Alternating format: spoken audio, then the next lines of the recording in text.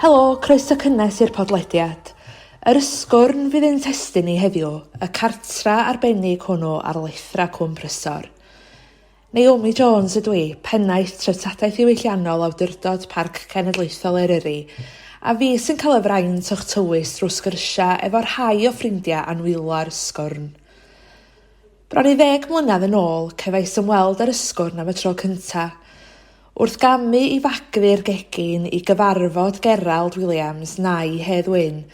Ychydig a wyddwn ni cymaint o ran fydda'r Ysgwrn o fy mywyd i dros y ddegawd nesaf. Mae o wedi dod yn ail gartra i mi ac i gymaint o bobl eraill hefyd. Ydy mae'r Ysgwrn yn un o gartrefi pwysica Cymru, yn berl yn rheftadaeth ein cenedl ac yn le hynod sydd ar gallu i swino a rhyfeddu. Ar yn taith drwy'r Ysgwrn heddiw cawn gwmni 3 ffrind da iawn, y cyfarwyddwr ar ymarferydd creadigol Siwan Llynor, y cyhoeddwr, y prifardd a'r archferwydd Myrddin ap Dafydd, a'r artist Luned R Parri. Croeso cynnes iawn i chi gyd i'r Ysgwrn.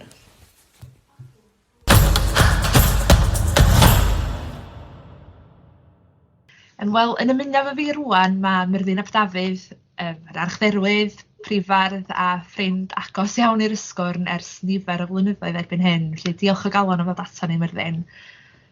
O, braf iawn bod efo chi. Yndi. Diolch yn fawr. Wel, gawn ni ddechrau felly wrth ofyn i chi, sut fasach chi'n disgrifio cerddi Hedd Wyn? Be maen nhw'n ei ddeud wrthon ni am y dyn ei hun? Wel, dyn ni yng nghwmni bardd ifanc. Mae hynny'n amlwg iawn gan mlynedd yn ddiweddarach. Bardd ifanc oedd Hedd Wyn, 10 yn marw, ac mewn ffordd mae o'n fardd ifanc oesol. Mae wedi ei rewi yn y cyfnod yna. Ac mae bod yn fardd ifanc yn statws arbennig yn diwylliant ni yng Nghymru, dwi'n meddwl. A mae Hedd Wyn yn ymgorfforiad o hynny. Yr hyn da ni'n gweld yn ei waith o ydy crefftwr ifanc yn dysgu i gelfyddyd ac yn dringo o rys i rys ar yr ysgol honno. Mae o yn fardd eisteddfodol gan rai, hynny ydy bardd efo uchelgais eisteddfodol. Ac yn sicr, mi roedd y Steddfod yn rhyw fath o brifysgol i feirdd ifanc, ac mae hi o hyd. Ond yr hyn dwi weld yng ngwaith Hedd Wyn ydy nid bardd efo uchelgais eisteddfodol yn unig, bod o'n defnyddio'r Eisteddfod i ddysgu i grefft, ond mae bardd i'w gymdeithas mae o eisiau bod. Mae o angen yr Eisteddfod i roed beirniadaeth iddo fo, i roed buddigoliaethau iddo fo, ac felly i godi o ran i statws o fewn i gymdeithas. Ond yn y bon, bardd i gymdeithas, mae yna ddigon o gerddi cymdeithasol yn cerddi'r bugail. I ni weld mae bardd eisiau bod at wasanaeth i gymdeithas, ac mae hynna yn ei roed o yng nghyd-destun hen draddodiad barddol Cymreig. Bod na fardd yn aelod gweithgar o'i gymdeithas ac yn canu i aelodau'r gymdeithas ac i'r gymdeithas honno yn dathlu llawenydd y gymdeithas, yn dathlu priodasau, yn dathlu genedigaethau a phenblwyddi a llwyddiannau'r gymdeithas honno, ac yn galaru hefyd ar ôl colledion y gymdeithas. Felly, dwi'n meddwl na hynna yn ei hanfod dwi'n gweld yn Hedd Wyn. Ond wrth iddo fo wneud hynny, mae yna rhywbeth newydd hefyd ganddo fo. Be sy'n eironig ydy i fod o yn fardd traddodiadol, yn dysgu'r gelfyddyd traddodiadol, Da ni'n cael tinc o'r amantiaeth gan ei natur o. Mae yna dinc falla o ddelfrydu yn rhai o'i gerddi cymdeithasol o. Ac mae hyn i gyd yn digwydd yng nghyd-destun y Rhyfel Byd Cyntaf.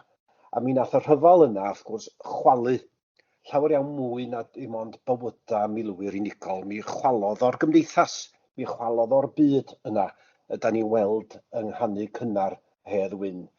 Ond yr hyn sydd ganddo fo hefyd, y tinc modern yna, i fod o yn rhagweld falla yn y ffosydd arwyddion trasig o'r hyn fydda'r byd ar ôl y rhyfel yna. Yr hyn sydd yn eithriadol drist, wrth gwrs, ydy nad oedd o yma i weld y dilyniant yna. Diolch yn fawr. Felly, da chi'n meddwl bod barddoniaeth Hedd Wyn yn berthnasol i gymdeithas heddiw o ystyried hynny?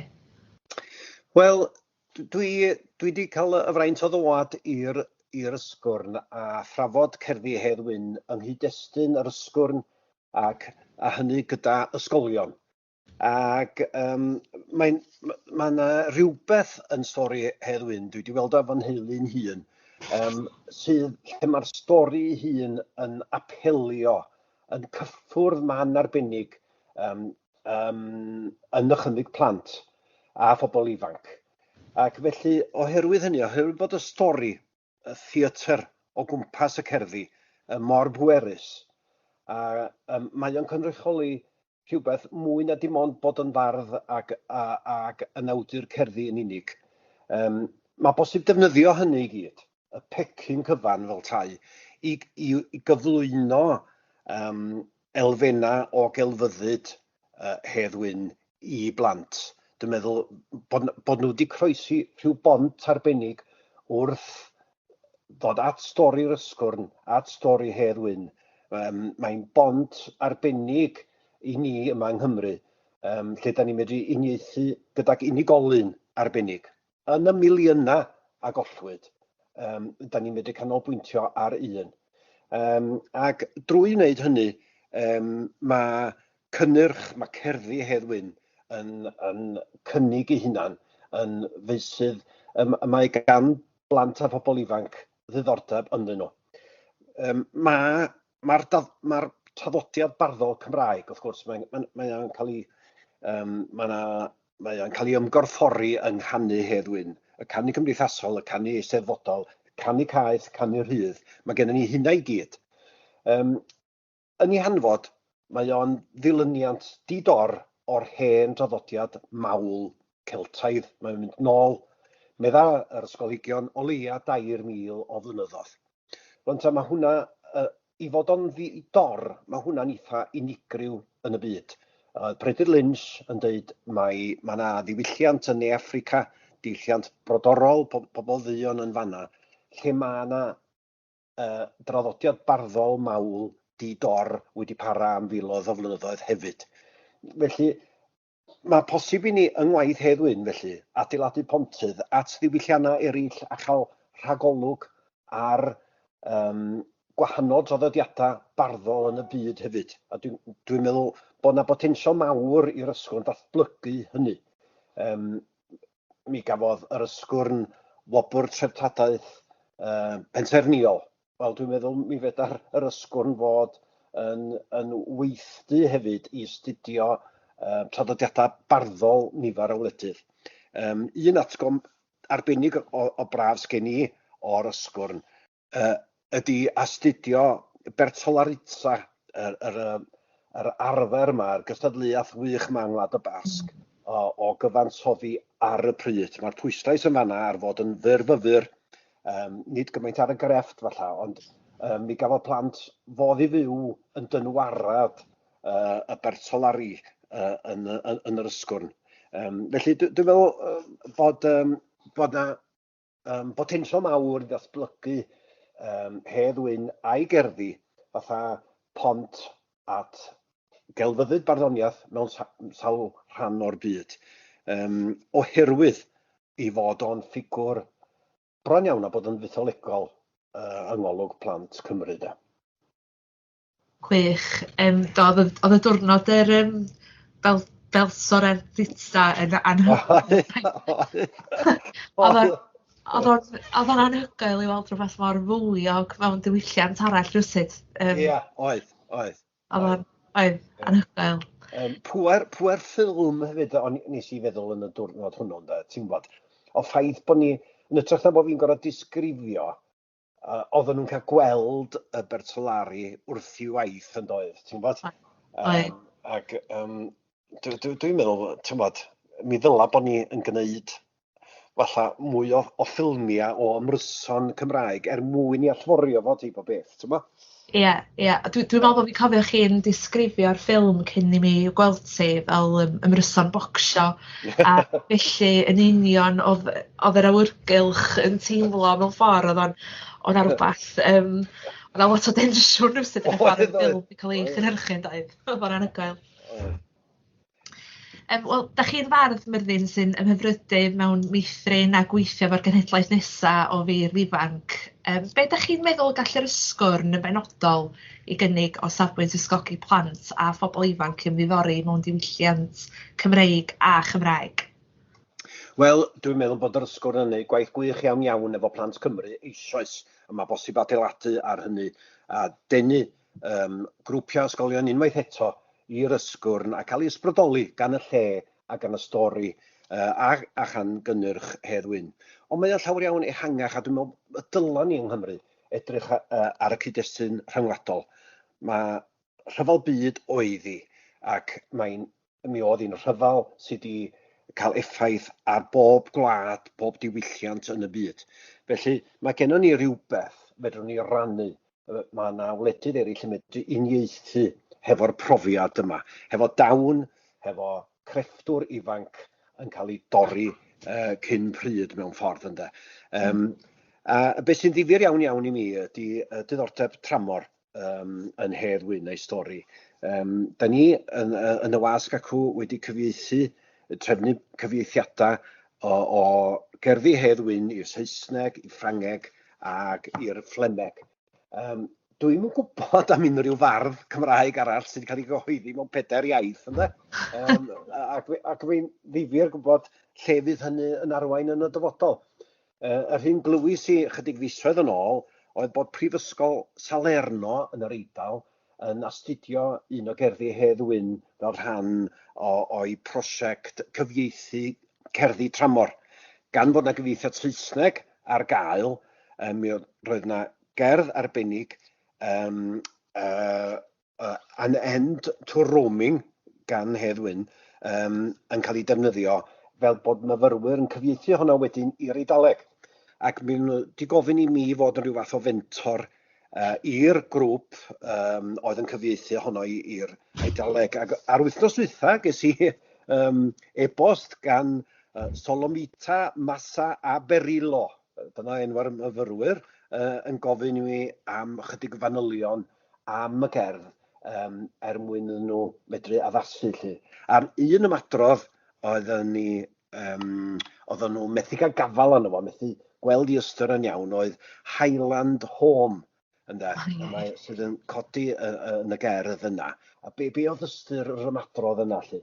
A wedyn o'n i'n medru sôn mae bugail mynyddig oedd Hedd Wyn, dyna i gymdeithasol, ac o'n i'n medru dweud wedyn, ewch ar wefan yr Ysgwrn. Ac es i atab gan nhw bod nhw wedi rhyfeddu at y wefan ac at y lleoliad ac at y stori i gyd. Ac oedden nhw'n medru gweld wedyn geiriau'r gerdd yna yn dod yn fyw wrth edrych ar fferm yr Ysgwrn a'r dirwedd o gwmpas. Felly, dwi'n meddwl bod hwnna jyst yn agor cil y drws i mi o bosibiliadau cerddi Hedd Wyn a'r Ysgwrn un ar y llwyfan rhyngwladol. Bendigedig, gweld y ffasiwn ddiddordeb. Ydy fo'n wych o beth. Os gyda chi bersonol fel bardd a rhywun sydd yn amlwg yn mwynhau barddoniaeth a dyd y lleia, os gyda chi hoff gardd o waith Hedd Wyn, Myrddin? Wel, dwi wedi bod farus. Dwi wedi dewis 2 gerdd. Mae un yn cynrychioli y diwylliant cynganeddol Cerdafod yr oedd o'n rhan ohono fo. Mae gen fo englyn haul ar fynydd, a dwi'n meddwl bod hwn yn un hardd, taclus, prydferth eithriadol. elfen o ramant byd natur yn efo oes wrth gwrs. Cerddais fi'n per a beroedd, yn hwrf swyl nerfus wynt y ffriddoedd. Da ni'n gweld y bardd rhamantaidd y fanna'n crwydro. Ond dyma'r ddelwedd, a braich wen yr heilwen oedd am hen wddwr mynyddoedd. A dwi'n meddwl bod hwnna yn wirioneddol wych. Yr aberoedd, dyna fi erionydd ynddo, mae yna sawl aber hardd yn Meirionydd. Ac wedyn, nid awyr las drwy'r amser sgenna ni yng Nghymru, ond braich wen o heilwen, darn o heilwen yn cyffwrdd a hen wddwr mynyddoedd. A mae'n rhywbeth mor anwyl. A mae pobl i fewn yn y tir, yn dydi. Da ni'n gweld, mae'n personoli'r tir, mae pobl a'r ddaear yn un. Dwi'n meddwl bod hwnna wirioneddol wych, ynde. Mae ddelwedd sy'n deud cymaint. A fel cerdd gyfan, falle, wel, y gerdd yma, mae'r eidalwyr wrthi yn ei chyfieithu ar hyn o bryd, gorffen crwydro. Rwy'n cerdd ydy hi i filwr o draws fynydd, milwr arall o draws fynydd a gollwyd yn y Rhyfel Mawr. Ac mae Hedd Wyn yn ei anerch o, yn ei gyfarch o, nad ydy o'n mynd dychwelyd eto i draws fynydd, gorffen crwydro, mae wedi cael ei ladd, mae yn Flandrys neu Ffrainc, ac mae o yn galaru amdano fo, ond mae yna rhywbeth yn onest iawn, mae yna rhywbeth yn fodern, os gawn ni ddweud, yn y darlun yma. Hynny, mae o'n cydnabod bod y bachgen ifanc wedi gadael yn ysgafn o llon. Hynny, mi oedd yna antur. Dyma gyfnod lle nad oedd pobl ifanc ddim yn cael crwydro, yn cael croesi ffinia. Ac felly mae'n cydnabod bod yna elfen o antur o ddilyn y fyddin i Ffrainc, felly. Ond bod y pris yn hwnnw. A mae yna rhywfaint o drasiedi Hedd Wyn yn y diwedd, dwi'n meddwl. Mae'n cyfarch y milwr yma sydd wedi cael ei golli. Tithau yng nghwmni'r fataliwn ddi-hysbydd sy'n cysgu'n ddi-freuddwyd yn Ffrainc. A dwi'n meddwl bod y ddau ansoddair yna, y fataliwn ddi-hysbydd, hynny ydi, mi oedd yna ddigon o ddynion ifanc i gymryd lle y rhai oedd yn cael ei colli, dro ar ôl tro, ac wrth gwrs, mi ath Hedd Wyn ei hun yn sglyfath i'r fataliwn ddi-hysbydd. Ac mae'r fataliwn yna yn cysgu'n ddi-freuddwyd. Hynny ydi, oedd gen y bachgen ifanc mae'n nath adael a'i galon yn ysgafn y llon. Mi oedd ganddo fo freuddwydion, ganddo fo feddwl am antur, ond cysgu'n ddi-freuddwyd. Mae'r ddau ansoddair yna, dwi'n meddwl, yn eithriadol o drawiadol. Ac maen nhw yn arwydd falle o'r bardd y gallasa Hedd Wyn fod wedi tyfu i fod ynddo fo. Trawiadol yn dda. Ia. Oedd mam Hedd Wyn yn ei disgrifio nhw fel drain yn y clawdd, dwi'n meddwl felly oedd hi'n disgrifio'r hogia ma'n mynd i lenwi lle. Oedd cael ei lladd ei blaenau nhw. Ia, cael bylcha, ia. Ofnadwy. Wel, diolch o galon i chi, Myrddin. Sesiwn diddorol iawn. Mae gen i sawl cyfeiriad gwahanol, ac mae'n wych dydy gweld cael y teimlad o leia bod arwyddocad yr Ysgwrn, stori Hedd Wyn, i waith a'i farddoniaeth o yn dal i ysbrydoli pobl ifanc heddiw lle, a gobeithio fydd yna hir oes i'r dreftadaeth ac i'r Ysgwrn yn ei dwylo nhw lle, gobeithio. Dwi'n siŵr y bydd, Naomi, diolch yn iawn.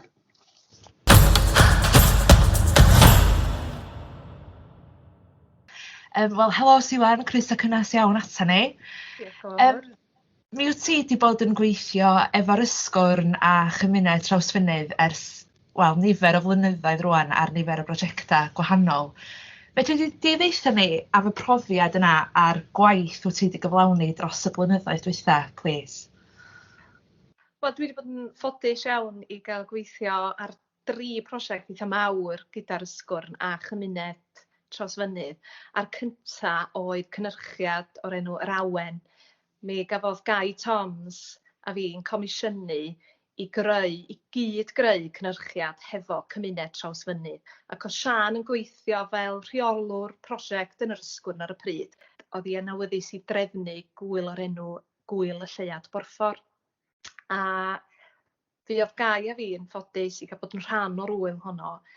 Ond i ddechrau creu yr awen, dyma ni'n cael cyfarfod gyda'r gymuned yn y neuadd bentre, rhyw noson hwyliog oedd Gai yn canu, a wedyn ges i ganu rhyw gan efo Gai, a wedyn nathon ni gael rhyw noson arall wedyn efo'r gymuned yn y neuadd bentre i hel syniadau pa fath o gynhyrchiad theatrig neu prosiect oedden nhw eisiau gyflawni. A dwi'n cofio, Naomi, dwi'n siŵr na chdi, nath photocopies anferth o map o Trawsfynydd i ni. Dwi'n cofio gafon ni map, so bob un bwrdd oedd yn y neuadd wedi cael map mawr o Trawsfynydd, a wedyn oedden ni'n creu syniadau mewn grwpiau be fysa'n gallu digwydd ym mhob rhan o Trawsfynydd. A nath na lot fawr o syniadau gafodd ei defnyddio yn yr awen i'w creu yn y cyfarfod yno hefo'r gymuned. Oedden nhw'n awyddus i guddio cerddi yn yr waliau fath oedd Hedd Wyn yn ei wneud. Ac yna lot o syniadau gwahanol. A dyna sy'n braf am weithio hefo cymuned Trawsfynydd ydy bod nhw mor agored i wneud rhywbeth gwahanol. Doedd ganddyn nhw ddim ofyn, o na, da ni'n eisiau gwneud hynny. Neu oedden nhw mor agored a chreadigol i'w syniadau nhw.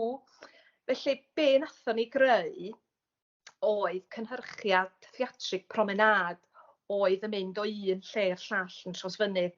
A mewn ffordd o'na ddau beth yn digwydd ar yr un pryd. Mi oedd gennym ni ddrama oedd yn yr awyr agored, oedd yn dilyn dau gymeriad, dau ffrind neu dau gariad, merch o'r enw'r Awen, a wedyn bachgen ifanc oedd eisiau mynd o'r fyddin, ac oedd Awen yn gymeriad rhydd, oedd yn caru i'w bro, ond hefyd yn caru'r byd a bobl ac yn gweld rhyfel yn erbyn be oedd hi'n ei gredu, a wedyn bod y ddau ffrind yma yn cael trafferth cytuno, oedd yr hogyn ifanc oedd yn y ddrama eisiau mynd i'r fyddin, ac oedd o i'w wleidyddiaeth o'n gwbl wahanol iddi hi. A so oedd y ddrama'n dilyn sgyrsiau rhwng y ddau brif gymeriad.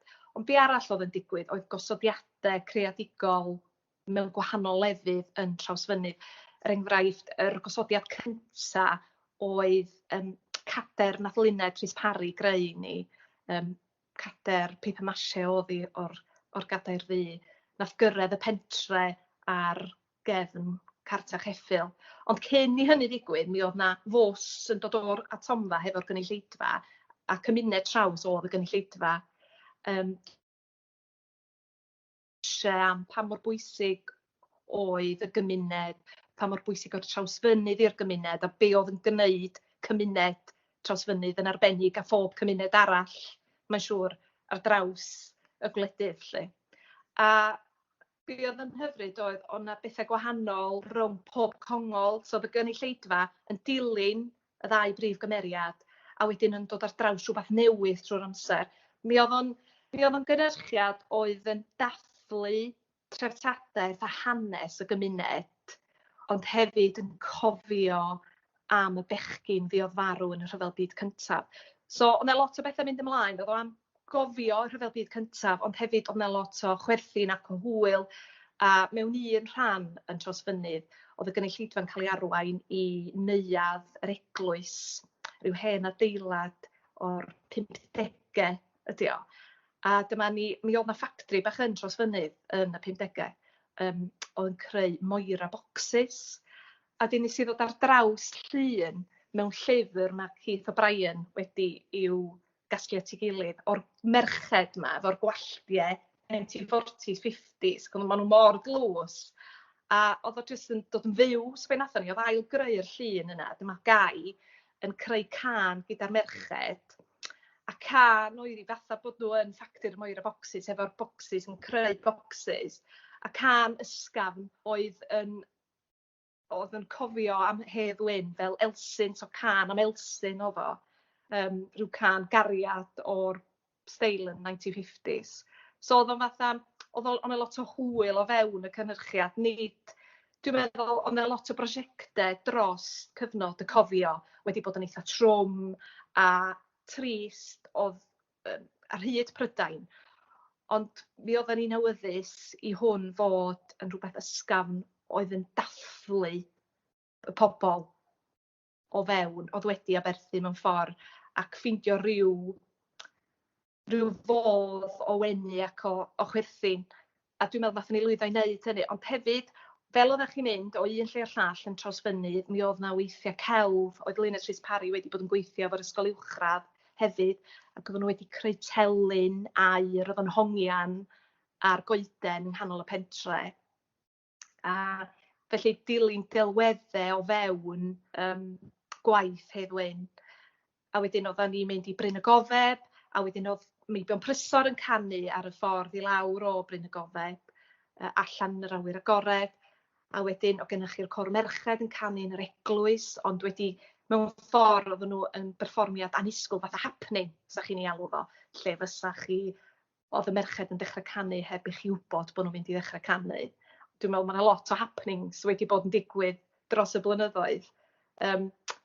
Ond wnaethon ni weithio hefyd, gai a fi, hefo yr ysgol lleol, ysgol Bro Hedd Wyn, a oedd y plant wedi gwisgo mewn gwisg o gyfnod 1915-16, a oedden nhw yn cynrychioli plant Trawsfynydd, y gerdd plant Trawsfynydd nath Hedd Wyn i ysgrifennu, gerdd gyntaf yn 1914 neu 1915, i gofio plant Trawsfynydd a Thir Rhyfel. Felly o'n 'na lot o bethau'n digwydd o fewn y cynhyrchiad. Mae'n swnio'n brysur y ffordd dwi'n siarad rŵan, dwi wedi siarad lot gormod rŵan do, Naomi. Ond mae 'na lot mwy hefyd am y cynhyrchiad na dwi wedi sôn amdano fo.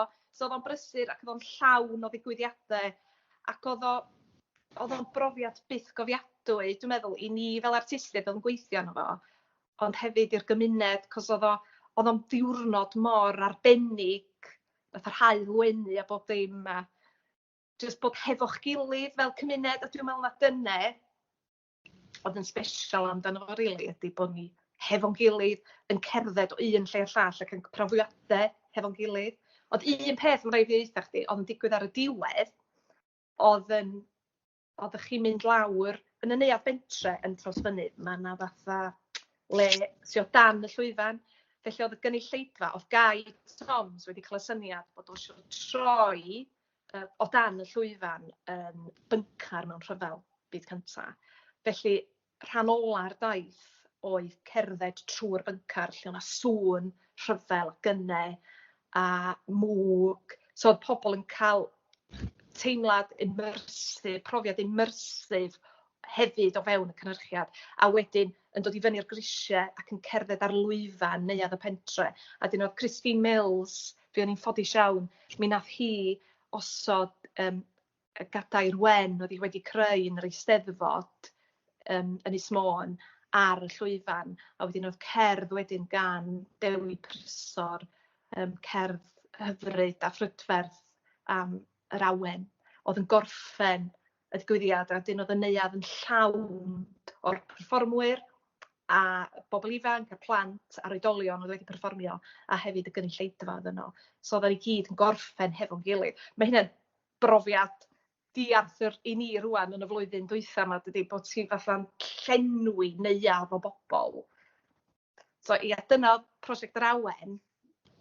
Prosiect arall dwi wedi gweithio efo chi yn yr Ysgwrn ydy cynhyrchiad o'r enw o Lwyd i Liw. A oedd hwn eto chydig yn wahanol. Doedd y gymuned ddim gymaint yn rhan o'i greu o, ond mi oedden nhw'n rhan ohono fo'n perfformio yno fo. A prosiect oedd o'n i sy'n cydweithio efo Mari Pritchard. Oedd Mari Pritchard a fi wedi gweithio ar Oes Heddwch i Eisteddfod Genedlaethol Môn, i'r Eisteddfod, i'r Ysgwrn ac i'r Cyngor Gwynedd. A mi oedd o Lwyd i Liw i gofio cyfnod diwedd y Rhyfel Byd Cyntaf. Ac eto yn awyddus, mi oedden ni'n awyddus i greu rhywbeth. Oedd lot o bethau oedd eto oedd yn drwm ac yn drist, ac oedden ni'n trio chwilio am ryw obaith, rhyw liw o fewn cyfnod diwedd y Rhyfel. Cos mae'n siŵr oedd o'n gyfnod o bobl yn dathlu, ond o'na gymaint o dristwch o fewn y dathlu hynny. So dyma ni'n creu, beth sy'n ni'n galw fod, i ryw gymanfa ganu berffromiadol ella. Dwi wedi gwneud gair i fyny rwan, ond be oedd cyngerdd lle oedd y gynulleidfa yn rhan rhyngweithiol ohono fo. Felly oedd y gynulleidfa yn canu hefo'r perfformwyr, oedd 'na ryw dasgau bach o fewn yr perfformiad, lle oedd, tra o'n i'n ymchwilio i greu o Lwyd i'r Liw, o'n i'n chwilio am y straeon hapus o fewn cyfnod diwedd y rhyfel, y straeon bach dynol, straeon o ddydd i ddydd, ond be nes i ddarganfod oedd bod chwilio am y straeon bach dynol am bethau dibwys yn anodd iawn i ddod ar eu traws. Fatha dydy bobl ddim yn cofnodi y pethau bach ella oedd yn digwydd yn eu bywydau nhw yn y cyfnod yna. Yn ystod cyfnod y rhyfel, mae 'na gymaint o lythyrau yn cael eu danfon adre, bod mae 'na lot o dystiolaeth am hynny, ond dim tystiolaeth am y pethau bach, a hefyd y dod adre, mae'n siŵr doedden nhw ddim isio cofio. Oedden nhw isio anghofio a roid o mewn bocs a cario ymlaen efo bywydau. Felly oedd o'n anodd iawn, nes i siarad sgwrsio efo bobl yn lleol a pobl tu draw i gymuned Trawsfynydd, am be oedden nhw'n cofio o, dudwch i rhieni nhw yn cofio Nain a Taid, neu yn cofio, a un stori ges i oedd bod un rhiant yn cofio blasu jeli am y tro cyntaf yn dathliad diwedd y rhyfel.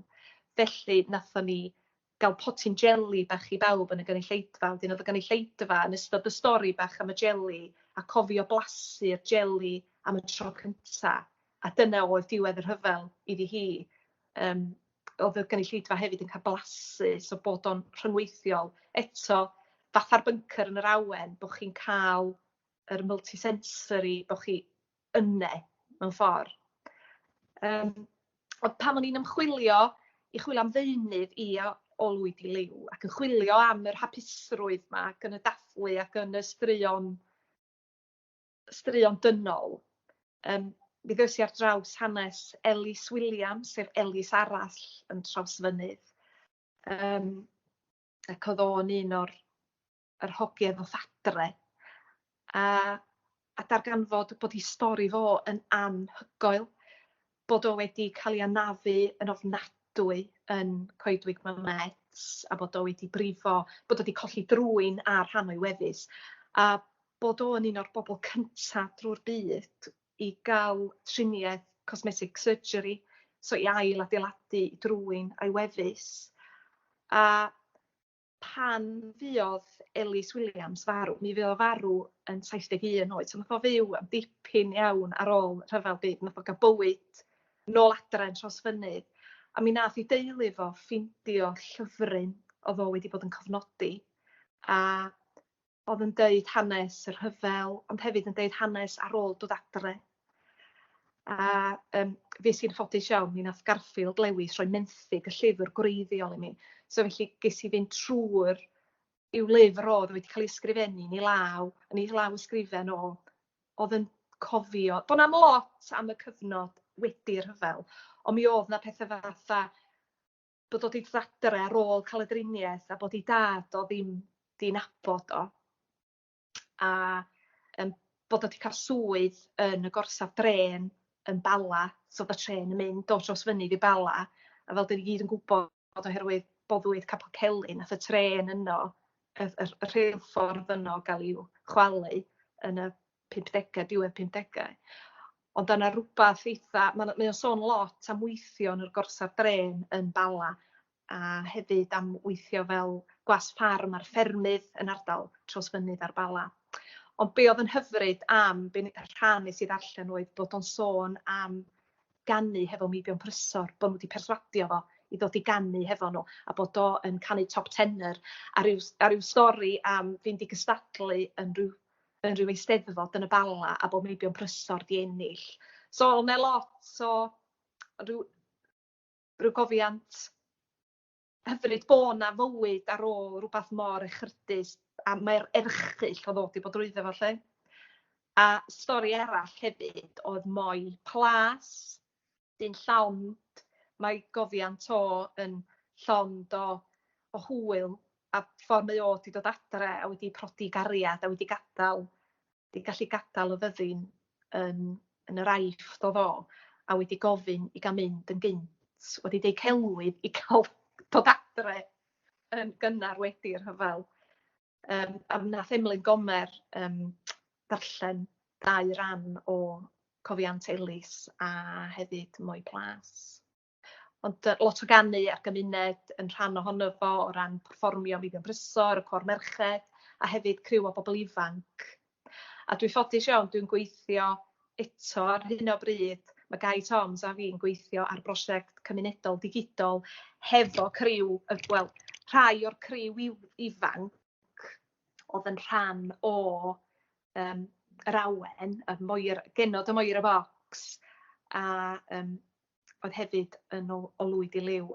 A mae'n rhyfedd, mae yna flynyddoedd di mynd heibio sy'n ei wneud y 2 brosiect yna rwan, ond da ni wedi bod yn gweithio dros Zoom ar brosiect o'r enw Hyd y Tir, sef mae Guy wedi creu cân hefo'r criw ifanc a hefyd efo criw o flwyddyn 3456 Ysgol Bro Hedd Wyn, a fydd yna fideo yn cael ei rhyddhau yn fuan cyn diwedd y Gwanwyn o y gân Hyd y Tir.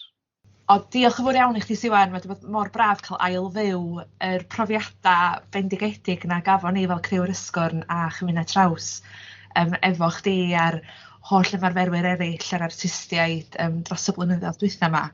Maen nhw yn sicr wedi bod yn brofiadau sy'n aros yn y co, ac mae'r awen yn enwedig yn rhywbeth ar gael mae pobl dal i sôn am y profiad yna o gael cymryd rhan ac o gael just bod yna yn gwylio. Dwi'n cofio ddoth dad efo fi ar y bus i gael gweld yr perfformiad, a di dad ddim yn berson celfyddydol felly, ond mi gafodd o andros o brofiad gwych y diwrnod hwnnw lle gafodd i mwynhau'n ofnadwy. A'r pethau sy'n sefyll allan yn y co i mi'n sicr ydy'r bunker a'r merched yn canu'n yr eglwys. Oedd hwnna'n brofiad argol, oedd o'n codi'r ysbryd rhywsut, oedd o'n hyfryd. A'r genod y Moir y Bocs, sôn am ser y dyfodol. Ond mi gan i gyfle rwan i wrando nôl ar rei darna o'r perfformiadau yna, a diolch yn fawr iawn i Siwan am rannu nhw efo ni, a gawn ni ail fyw y profiad eto.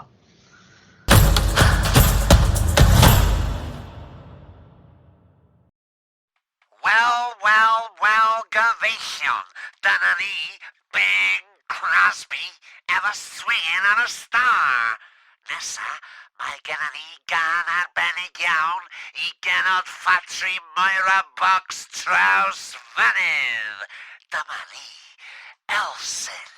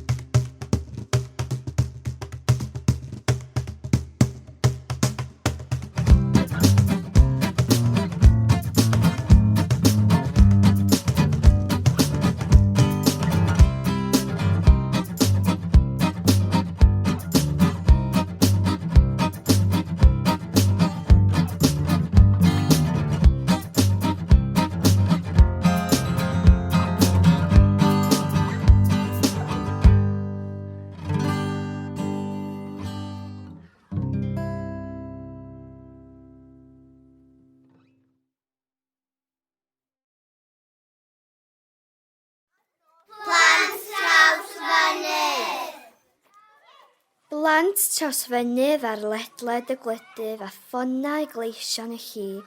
Neu bro eich mebyd melys a dedwydd, byth eich anghofio chwi.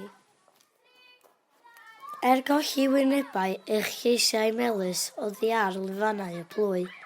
Calon wrth galon eto a eris a'n cariad sy'n tyfu'n fwy.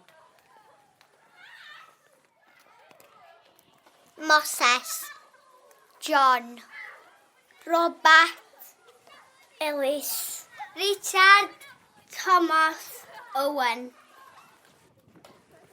Willie, Watkin, William, Griff, David, Ivan, Joseph, Hugh, Azariah, Robert, Ellis, Humphrey, Thomas, Day, John.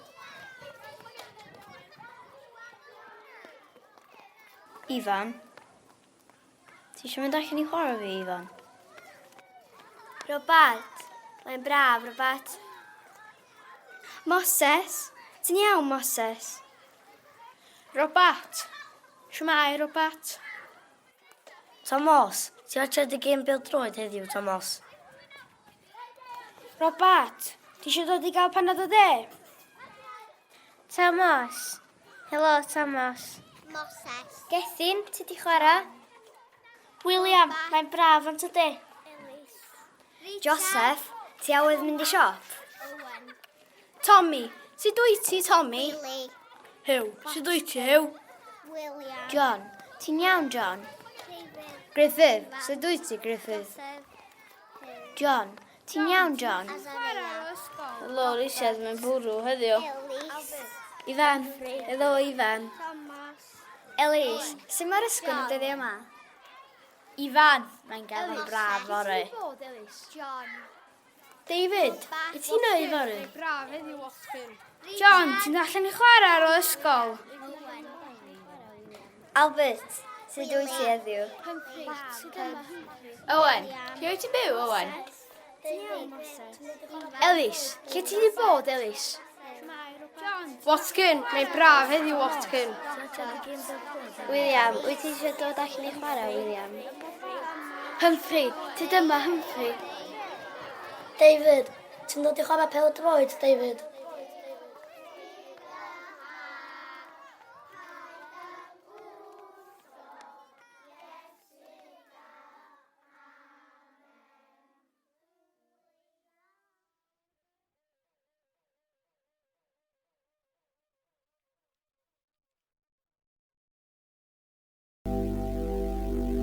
Weithiau mi ddaw efo'r gwynt o'r fawnog i chwipio dy wallt a chythryd y ben, neu weithiau mi ddaw mewn sisial sydyn o flodau'r ddrynen wen. Mae'n agor llifddorau yn goleuo'r cwm, yn casglu chwedlau o'r mynydd llwm, yn seren wib a cheffil gwyn, mae hi'n dod o'r bydysawd ac o fan hyn. Hi sydd yn rhythyr yr hyad yr melyn, fel rhyw furmur pell yn ddwm dan dy draed. Hi sydd yn ysgafn fel adain gwifin yn drydan yn dy waed. Hi ydy'r llwybr arian ar lyn, hi ydy'r gwawl o leifer gwyn. Hi yw'r myfyrdod, y wefr a'r ias, hi sy'n troi'r tir yn sidan glas. Mae'n gorwedd efo'r haul yn y gwlith a'r meillion, yng nghan yr ehedydd y dridwy a'r driw. Mae'n dawnsio'r jig efo'r mellt ar y cribau yn ei gwisg o arian byw. Hi yw'r darogan, y dynged a'r gwawd, y derw a'r banadl, yr erwain, y cnawd. Mae hi yno o hyd ar lannau llyn rhythlyn, hi yw'r unig Rhiannon gwallt melyn. Hi ydy'r glec yn rhawiadau cywydd, a'r byd carlamus yn rhythmau can. Hi yw baledi hynt y tymhorau, hi yw'r galon lan.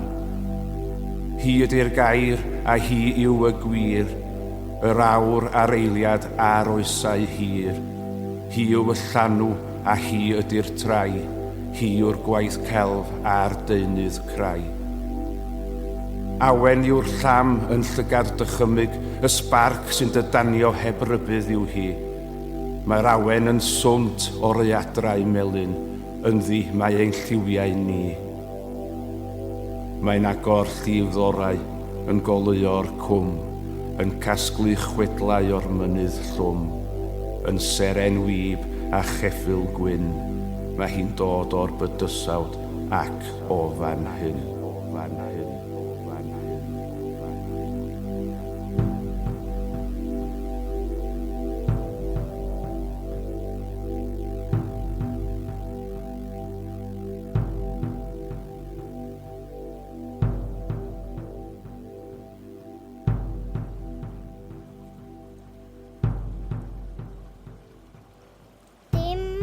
Lleuad borffor ar fin y mynydd llom, a sŵn hyn afon prysor yn canu yn y cwm.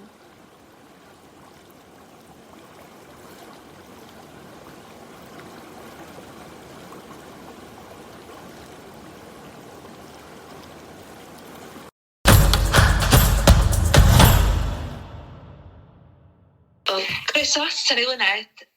Mae yna gasgliad o dy waith personol di wedi cael ei ysbrydoli gan yr Ysgwrn.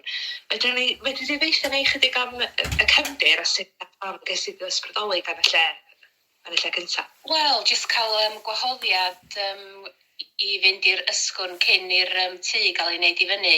Nes i gynta ac o'n i'n gwneud gwaith celf efo plant pryd hynny. Nes i wneud llestri mawr, llestri anferth ac gwneud yr ornaments oedd ar y silff pen tân. Nes i wneud heini'n fawr allan o bapur a carbod a gweithio efo plant. Wedyn arddangos nhw yn y sgubor cyn i'r tŷ gael ei agor. Ond o'n i wedi cael gymaint o wledd o weledol ymlaen i wrth gael mynd i fewn i'r Ysgwrn. O'n i methu peidio dechrau gwneud gwaith celf fy hun wedyn hefyd. Lle. Oedd y gwaith nes di efo'r plant yn anhygoel, oedd y milgi ac oedd na bortread o Hedd Wyn a bob math o beth oedd nhw'n wych.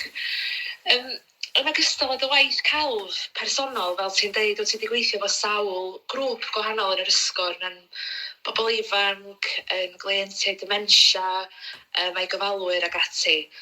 Sut oeddet ti'n gweld y grwpiau yma'n ymatab i leoliad yr Ysgwrn a stori Hedd Wyn? A sut oedd y lle'n dylanwadu ar y gwaith wedyn? Dwi'n meddwl bod pawb sydd wedi bod yna wedi cael eu cyffwrdd gyn y profiad. Ac efo'r grŵp oedd yn diodda hefo dementia, oedden nhw yn weithio mewn pobl yn cofio pethau o'i plentyndod nhw'n well na be maen nhw'n gofio yn y blynyddoedd dwytha, felly, efo'r salwch yna. Ac dwi jyst yn cofio nhw'n eistedd fan'na yn lle tân rhai yn nhw ac yn adrodd straeon yn mynd i dŷ i'w neinia neu ac yn cofio dipyn am eu plentyndod nhw wrth fod yna, felly. Ie, dod ag atgofion yn ôl ag ati. Dydw ti'n... pam wyt ti'n meddwl bod yr Ysgwrn yn tanio gwaith artistig fel mae? Mae yna artistiaid fel chdi'tha, mae yna feirdd, llenorion, cerddorion yn cael ei ysbrydoli gan y lle. Pam ti'n meddwl bod hynny? Wel, yn ffodus i ni, rwsyd, nath teulu Hedd Wyn benderfynu cadw'r lle fel oedd o i radda, a wedyn da ni'n cael teimlad go iawn wedyn o sut oedd i Hedd Wyn fod yn cael ei fagu yna. Ac wedyn wrth gwrs mae straeon Gerald i gyd yn ychwanegu at hynny hefyd. Just y creiriau'r pethau, ond yr hanesion gyn Gerald i hun hefyd yn cyfoethogi'r holl beth. A wedyn, dwi'n meddwl bod plant dyddi yma, maen nhw'n arfer gweld rhyw hen ddresal allan hyn nain, ond weithiau sgyn pobl ddim isio'r hen ddodra yma ni tai, ddim mwy ma'n tai ni fach ac yn y blaen. A be oedd yn arbennig wrth gwrs efo'r dresal oedd yn yr Ysgwrn oedd bod y pethau arni hi'n cael ei defnyddio, fatha dwi'n cofio chdi Naomi'n dangos y blat oedd yn cael ei defnyddio ar ddisul i roed yr tamad o gig arni a'r blat yna di troi'n frown ac yn y blaen. Wedyn, da chi'n cael teimlad o presenoldeb y bobl oedd di bod yn byw yn y tŷ trwy'r pethau, trwy'r trigaredda sydd o gwmpas y lle. Diolch yn fawr iawn i chdi Lyned. A gobeithio bydd na gyfle i gael di nôl yn yr ysgwrn yn o fuan i wneud mwy o waith bendigedig efo gwahanol grwpiau, pwy o wyr lle gei di ysbrydoli eto wneud mwy o waith personol hefyd. Diolch yn fawr iawn i chdi. Diolch i ti, sy'n wrth y modd yn dod yn ôl yna. Diolch.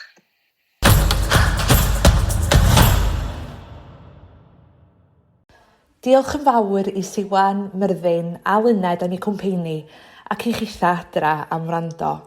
Am fwy o wybodaeth am yr ysgwrn, ewch i'r wefan yw'r.ysgwrn.com neu dilynwch ni ar y cyfryngau cymdeithasol. Hwyl am y tro.